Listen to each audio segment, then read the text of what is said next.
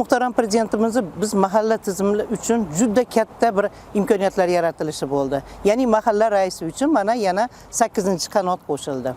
Biz masalan mahallada bo'ladigan shunaqangi tasodifiy holatlar, ya'ni yong'inlarda sodir bo'lgandan keyingi chorasi emas. Ya'ni buni oldini olish uchun shu xodimlar bilan birgalikda hammamiz hozirgi kunda xonadonma-xonadon yurib, ko'p qavatli uylarimiz bor mana hududimizda. Shularni hammamiz birgalikda bitta tashkil qilib, ya'ni profilaktik tadbirlar oldini olib boryapmiz. Ya'ni yong'inni sodir etilgandan keyingi emas, uni sodir etilguncha bo'lgan chora-tadbirlarni ko'rib chiqyapmiz. Biz favqulodda vaziyatlar xodimlari bilan birgalikda hammamiz ish reja tuzib oldik.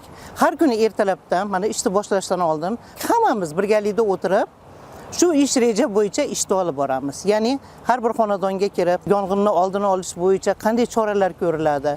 Buning ichida yana bizga shu xodimimiz shunaqangi imkoniyati, ya'ni yuqori tizimdagi odamlarimiz pastga tushdi, ya'ni shu yuqorida turgan masalan gaz, elektr, suv oqava hammamiz birgalikda xonadonlarda kirib xonadonboy o'rganyapmiz. Lekin shu xodimlar bizga qo'shilgandan beri mana bu yil umuman yong'in bo'lgan yo'q, hech qanaqangi favqulodda holatlar bo'lgan yo'q. Chunki biz hammamiz birgalikda odamlarga tushuncha berib boryapmiz.